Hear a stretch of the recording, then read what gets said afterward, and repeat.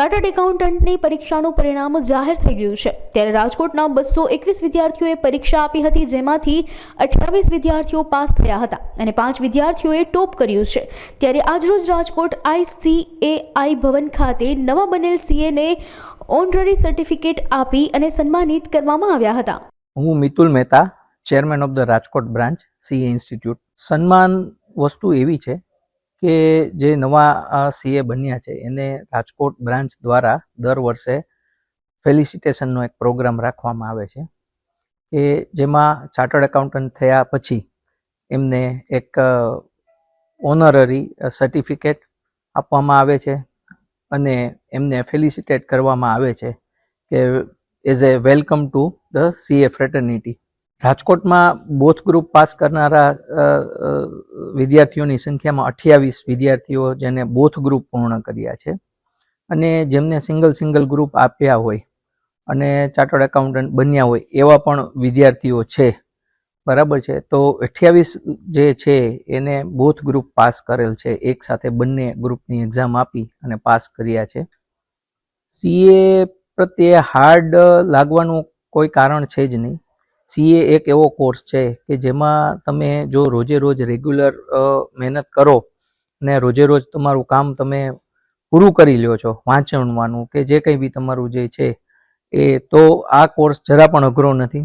અને જેવી રીતે આ 28 લોકો ઉત્તીર્ણ થયા છે બોથ ગ્રુપમાં, એવી રીતે દર વર્ષે ઘણા છોકરાઓ બોથ ગ્રુપની અંદર પાસ થઈ જાય છે। એટલે એઝ સચ CA અઘરો નથી, પણ CA ને હું એવું કહીશ કે CA જે છે ને એ એક સમય સૂચકતાવાળો કોર્સ છે કે જેમાં જો તમે તમારું ડેઇલી શેડ્યુલ મિસ કર્યું તો તમારી પાસે વાંચવાનું ભારણ વધતું જાય છે। જે છોકરાઓ પ્લાનિંગ કરી અને અમુક સમયની અંદર કોર્સ પૂરો કરવાનો હોય છે એ ટાઈમલી પૂરો કરી લે છે તો અઘરું એવું એમના માટે નથી, બરાબર છે। પણ જે આળસ કરે છે એમના માટે અઘરો કોર્સ કહેવાય છે। સારા CA ને પગારનો કોઈ લિમિટ નથી, બરાબર છે। રાજકોટમાં પણ જોઈએ તો 15 લાખથી 20 લાખની વચ્ચે પેકેજ મેળવનારા CA છે કે જે લોકો ન્યૂલી ચાર્ટર્ડ એકાઉન્ટન્ટ બન્યા હોય અને એમને પ્રેક્ટિકલ એક્સપિરિયન્સ હોય કામનો, બરાબર છે, તો એમને 15 થી 20 લાખ રાજકોટ જેવા સિટીમાં પણ મળે છે। અત્યારે જોઈએ તો બેંકોમાં પણ જે છે, બરાબર છે, તો પગારના ધોરણો જે છે તો 10 થી 15 લાખ રૂપિયા સ્ટાર્ટિંગ સેલરી બેંકોમાં પણ ચાર્ટર્ડ એકાઉન્ટન્ટ્સને શરૂઆતથી મળે છે, જે આગળ થતાં ઘણો બધા ગ્રોથની ઓપોર્ચ્યુનિટી છે। નમસ્તે, હું પાર્થિલ ચેતનભાઈ મહેતા રાજકોટમાં જ રહું છું। મેં નવેમ્બર 2022માં એક્ઝામ આપી અને મારો અત્યારે રાજકોટમાં 3rd રેન્ક છે અને આ વખતે પેપર્સ નોર્મલથી ડિફિકલ્ટની વચ્ચે હતા। અમુક પેપર્સ ડિફિકલ્ટ હતા, લેન્થી હતા। ICAI નવી સિસ્ટમ કાઢી છે કે 30 માર્ક્સ MCQ, 70 માર્ક્સ ડિસ્ક્રિપ્ટિવ, તો 30 એમાં ટાઈમ મેનેજમેન્ટ આ વખતે એક બહુ મોટું ફેક્ટર હતું। ઘણા બધા લોકોના પેપર્સ રહી ગયા।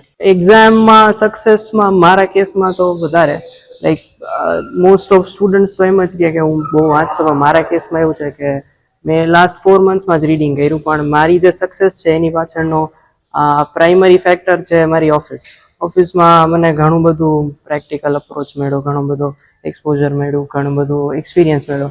પેપર કેમ લખવા એની આઈડિયા મને બુક્સ કરતાં વધારે, બુક્સમાંથી ઓબ્વિયસલી મળ્યો, બટ બુક્સ કરતાં વધારે ઓફિસમાંથી મળ્યો। એ ઘણી બધી વસ્તુ છે, તો કોઈ એક પ્રોબ્લેમ છે તો એનો એક ઓબ્વિયસ સોલ્યુશન હોય અને એક એનું પ્રેક્ટિકલ સોલ્યુશન। તો મેં એ અપ્રોચ વધારે ફોલો કર્યો કે એક્ઝામમાં આન્સર્સ લખ્યા, સાથે સાથે એક પ્રેક્ટિકલ સોલ્યુશન લખ્યું જે મને ઓફિસના એક્સપોઝરથી મળ્યું હતું। સો યા એનાથી વધારે બેનિફિટ થયો। હું મારી ફેમિલીનો 3rd જનરેશન ચાર્ટર્ડ એકાઉન્ટન્ટ છું। સો અમારી ફેમિલીમાં CAનું જ આખું એન્વાયરમેન્ટ હતું, સો CA સિવાય કોઈ બીજો ઓપ્શન મગજમાં જ ક્યારેય નહોતો। હા, એટલે મહેનત તો નો ડાઉટ, CA કોઈ ઇઝી સબ્જેક્ટ તો છે નહીં, લેન્ધી બુક્સની જ્યારે બુક્સ ઘરે આવે ત્યારે એકવાર તો એનો થપ્પો કમર સુધી પહોંચી જાય, એટલે obviously it takes a lot of hard work.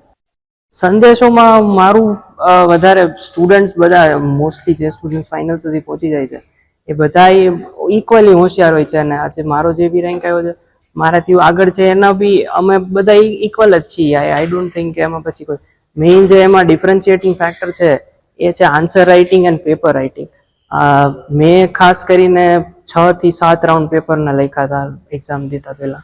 અને એ બધા પેપરમાં ICI ની આન્સર કીઝ રેફર કરો કે પછી આ એક્ઝામિનર્સ કમેન્ટ્સ રેફર કરો, એ બધા એમાં ICI નો બી અપ્રોચ એ છે કે છોકરાઓ સોલ્યુશન્સની સાથે પ્રેક્ટિકાલિટી પણ એક ફેક્ટર આપે. કોઈ પણ આન્સર લખતા વખતે પ્રેક્ટિકલ સોલ્યુશન્સ આપે. લાઈક 6th પેપર એનું પરફેક્ટ એક્ઝામ્પલ છે કે 6th પેપરમાં ઓપન બુક એક્ઝામ છે, જેમાં બુક્સની સાથે તમને લખવા દે છે. અને એમાં ICI સૌથી વધારે એક્સપેક્ટ એ જ કરે છે કે તમે બુક્સનો આન્સર ન કોપી કરો. You write something from what you have learn in your last 2 years of articleship or on your overall CA journey. So મારો ફાઇનલ અપિયર કરવાવાળા સ્ટુડન્ટ્સને એક જ મેસેજ છે કે not just the books but whatever you have learn, use them and present them in your papers. મારું નામ ઈશિત મથરેજા છે. મારો રાજકોટમાં 4th રેન્ક આવ્યો છે 369 માર્ક્સ સાથે. હું સવારે 7 વાગે ઉઠતો. મારે દિવસમાં 4 સબ્જેક્ટ અલોટ કરતો. હું જનરલી બધા એક સબ્જેક્ટ કે 2 સબ્જેક્ટ કરતા હોય. મારી સ્ટ્રેટેજી થોડીક અલગ હતી.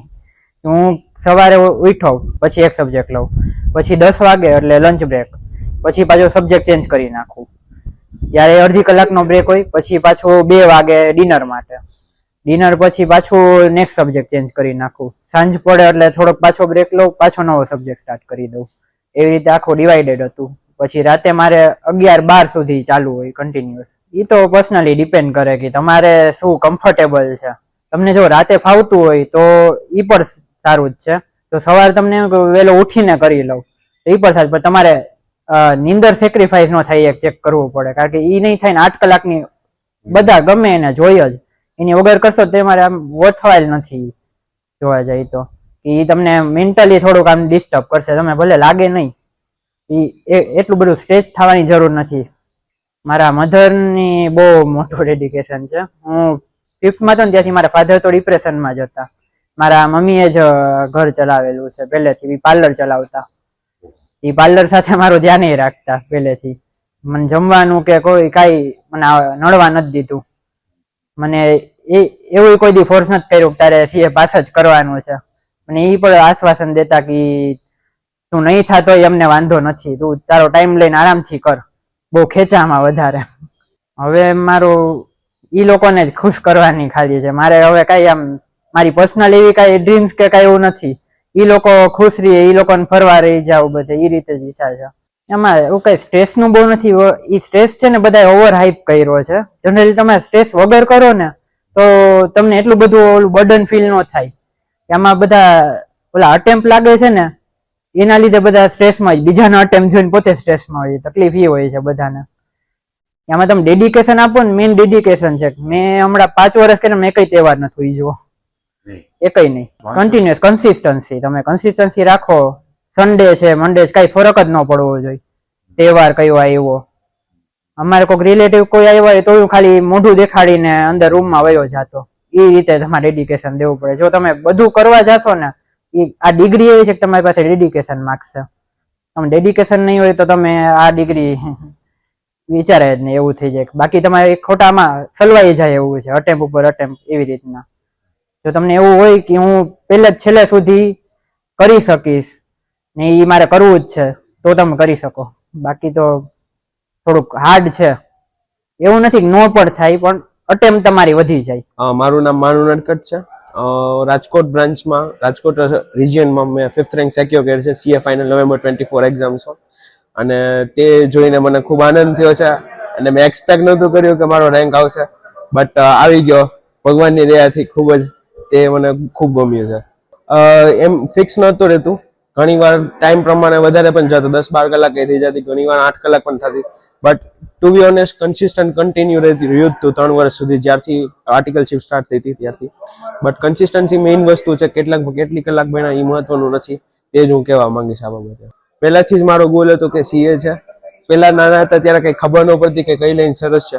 But as a human being આપણને 2 જ વસ્તુ જોતી હોય, એક તો મની જોતી હોય અને એક ફેમ જોતી હોય. અને એ 2 વસ્તુ આ જ ડિગ્રીમાં ઇઝીલી આપણને મળી શકે. ખાલી આમાં આપણે મહેનત કરવી પડે છે. સો ઓફકોર્સ એના માટે આ મેઇન ડિગ્રી લીધેલી છે. મેં જેટલી મહેનત કરી છે એના કરતાં વધારે મારા મમ્મી પપ્પાએ મહેનત કરેલી છે. ખૂબ સરસ મહેનત કરી છે. ગમે હોય ઇમોશનલી સપોર્ટ કરવું હોય કે ગમે ત્યારે ઉઠાડવાની વાત હોય કે ઘણી વાર હું ડિમોટિવેટ થયું તો મોટિવેટ કરવાની વાત, ગમે ત્યારે મારા કરતા મારા મધર ફાધરે વધારે મારી ઉપર મહેનત કરેલી છે.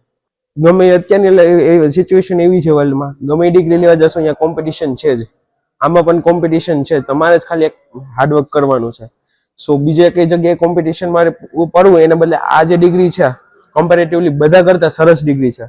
સો હું તો એમ જ કહેવા માંગીશ કે CA ની ડિગ્રી જે છે એ હોવી જ આપણે થઈ શકે ને આપણી પાસે એવી કેપેબિલિટીઝ હોય તો CA કોર્સની અંદર આપણે આવવું જ જોઈએ.